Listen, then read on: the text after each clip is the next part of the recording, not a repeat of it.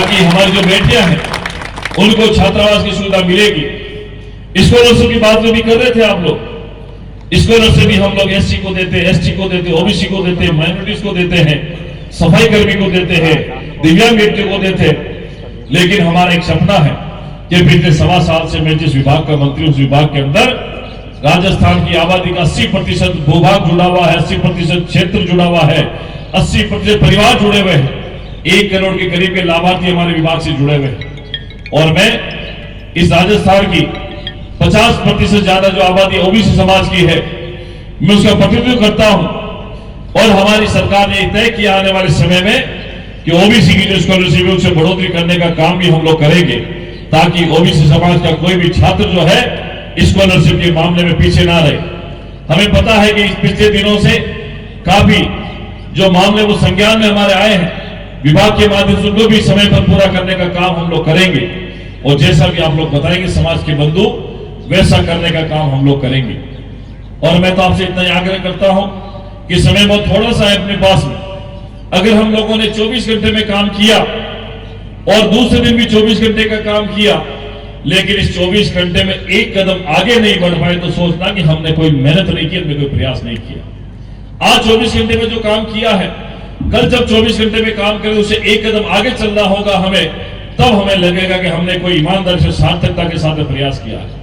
आज 1 साल में जहां हम लोग खड़े हैं, अगले 1 साल भी वही खड़े होंगे, तो ये 1 साल का महत्व कितना है आप लोगों को पता होना चाहिए। समय बहुत जल्दी निकल जाता है। कल परसों की बात थी जब सरकार बनी और हमें काम करते करते 1.25 साल हो गया, और इस समय निकलते में देर नहीं लगती है। हमें इतना सोचना है कि हमारे पास में 24 घंटे का वक्त है काम करने के लिए। हमारे पास में आज का वक्त है, कल का भरोसा नहीं है। आज की तारीख में जितना हम लोग लोगों का भला कर सकते हैं, उतना करना हमें आवश्यक रूप से करना भी चाहिए, सोचना भी चाहिए, और उस काम को धरातल पर उतारने की जिम्मेदारी भी हमारी है। इसलिए प्यारे मित्रों, मैं तो आपसे इतना ही आग्रह करता हूं कि समाज एक नई दिशा की ओर लौट रहा है, जहां सबका साथ सबका विकास की बात की आवश्यकता है।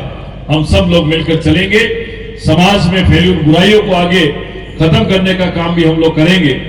और मैं पूरे बांधवी समाज से आग्रह करूंगा कि भागचंद जी से भी बहुत सारी उम्मीदें हैं, और अगर आपको कोई काम आपसे भी होता है तो आप उनसे कहिए। आपको लगता है वो काम मेरे लायक का है, मुझे भी बताइए। और कभी भी आपका जयपुर आना हो तो सिविल लाइन्स के अंदर जो घर है वो मेरा नहीं है, वो आप लोगों का है। 24 घंटे आप लोगों के लिए दरवाजे खुले हैं। आज समाज कहां जाएगा? अगर हमारे पास में नहीं आएगा, भागचंद जी के पास में नहीं आएगा, हीरालाल के पास में नहीं जाएगा, तो कहां जाएगा? ये समाज का जब मंच होता है, इस समाज के मंच पर हम लोगों को एक पॉजिटिव सोच के साथ आगे बढ़ने की आवश्यकता है। अगर समाज में किसी व्यक्ति को आवश्यकता है तो हम सबको मिलकर आवश्यकता को पूरा करने की जिम्मेदारी है। यह हमारा समाज बड़ी संख्या में रहता है, इसलिए मैं आपसे आग्रह करता हूं कि छोटे छोटे समाज को भी हमें साथ लेकर चलने की आवश्यकता है। अगर हम लोगों ने यूनिटी रखी, हम लोगों ने उनको साथ लिया, अगर उनको अपने छोटे भाई की तरह माना, तो हमारे साथ रहेंगे। सिर्फ और सिर्फ एक जाति के आधार पर, धर्म समाज के आधार पर आगे नहीं बढ़ सकते, इसलिए हमें सबको साथ लेकर चलने की आवश्यकता है। यही हमारा हिंदुत्व है, यही सनातन है, यही वैदिक परंपरा हमारी कहती है। अभी आपने थोड़े दिन पहले देखा होगा कि जिस महाकुंभ के बारे में हमने सुना था, हमने तो देखा है, मैं तो 2-2 बार जाकर आया उस महाकुंभ के अंदर। इतने सालों से महाकुंभ चलता आ रहा, लेकिन इस बार की जो व्यवस्था थी 144 सालों के बाद में ये ऐसी विचित्र सा सहयोग हमें बना था, सुखद सहयोग हमें मिला था। और 70 करोड़ के करीब जो लोग हैं, भक्त है, अगर इस महाकुंभ के अंदर 1 महीने में जाके आ जाए, देखो हिंदुस्तान की आबादी का हर दूसरा व्यक्ति इस महाकुंभ का लाभार्थी बना था। ये पुण्य कमाने का काम था। इससे पहले भी कुंभ हुए थे, सरकार भी बहुत सारी थी, लेकिन इस बार का जो माहौल था, इस बार की व्यवस्थाएं थी, मैं धन्यवाद देता हूं प्रधानमंत्री जी को, यूपी सरकार को और देश के तमाम सनातनियों को, जिनके आशीर्वाद के कारण से, उनके सहयोग के कारण से, बिना किसी कोई दुर्घटना के इतना सा बड़ा अनुशासित कार्यक्रम सुसंपन्न हुआ था। आने वाले समय में कल महात्मा ज्योतिराव फुले जी की जयंती का कार्यक्रम होगा, 12 तारीख को हनुमान जी का जन्मोत्सव कार्यक्रम है, और 14 तारीख को बाबा साहब अंबेडकर का जन्म जयंती का कार्यक्रम भी होगा। और आज अहिंसा के, सत्य के, पुजारी महावीर स्वामी जी की जयंती का कार्यक्रम भी है।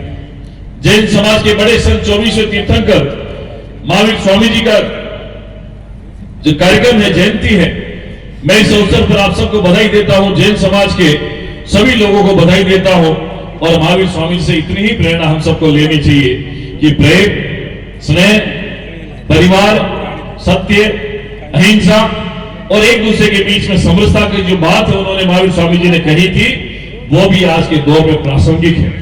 और ये सब महापुरुष है, अलग अलग समय में, अलग अलग कालखंड में इन्होंने काम किया था। आज वो सब हमारे लिए प्रेरणा पुरुष है।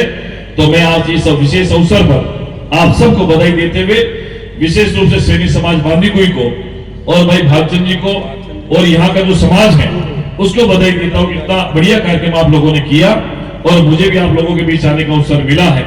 मैं आप सबको बहुत बहुत बधाई, शुभकामनाएं दूंगा।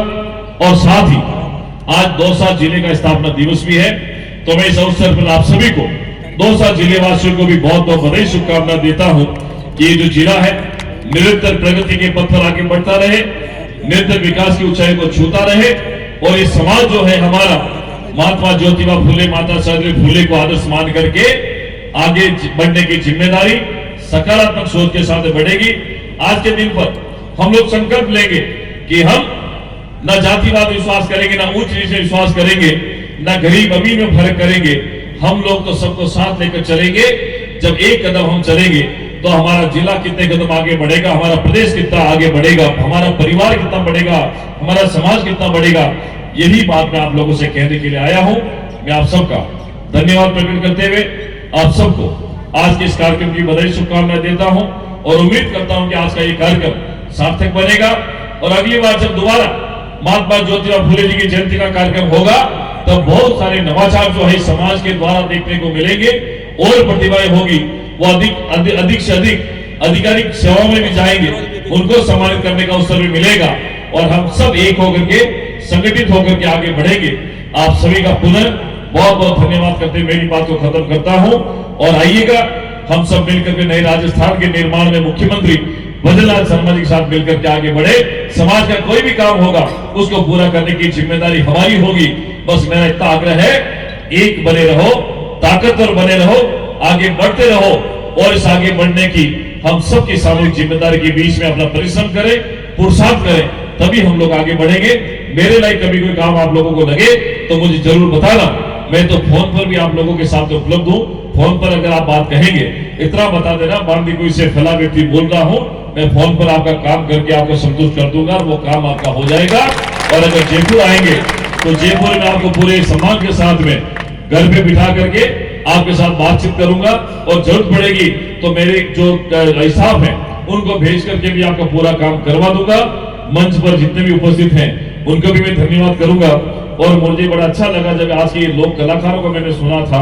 हमारा कल्चर थोड़ा उधर का अलग है, आपका इधर का कल्चर अलग है, लेकिन फिर भी मुझे बहुत अच्छा लगा कि जब ये लोक गायकी के माध्यम से इन्होंने समाज सुधार की दिशा में शब्दों के माध्यम से जो बातें कही है, वाकई में प्रेरणा वाली बातें हैं। इनको सिर्फ शौकियाना तौर पर सुनने की आवश्यकता नहीं है, इनको सुन करके इनको ग्रहण करने की आवश्यकता है, समझने की आवश्यकता है और कुछ बुराइयां हैं उसे दूर करने की आवश्यकता है, सीखने की आवश्यकता है। सीखने की कोई उम्र नहीं होती है, छोटा हो या बड़ा हो, जब भी कोई अच्छी बात होती है उससे कुछ जगह सीखने का प्रयास करें। और एक बात और, जीवन में जब क्रोध आता है, गुस्सा आता है, उस समय आंखों के सामने अंधेरा हो जाता है, कुछ दिखता नहीं है।